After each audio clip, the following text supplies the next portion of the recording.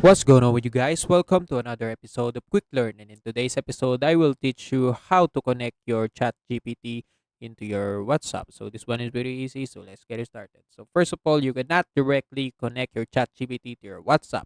You will need to have an auto reply app, just like this, what I'm using, What's Auto, to connect your ChatGPT to this auto reply app into your WhatsApp. And in order to connect your ChatGPT to What's Auto, this is how we're going to do it. So make sure that your WhatsApp is enabled to the supported apps on your What's Auto. And that's it. Next thing you're going to do is to go back to your What's Auto menu. Then just scroll down until you find AI reply.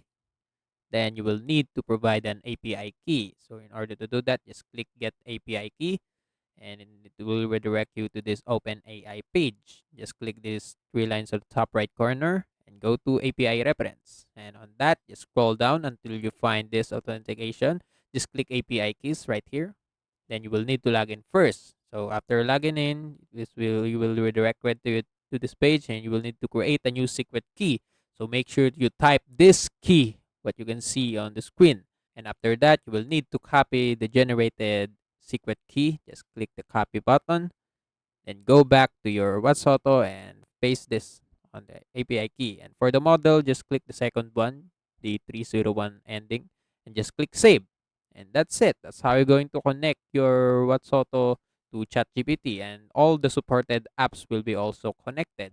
So for example, my WhatsApp. So if I open my WhatsApp, and the auto reply function will be operated by the ChatGPT. That's it. That's how you're going to do it. And also, that's it for today's episode. If you want more to this channel, please like this video, click the notification bell, and don't forget to subscribe.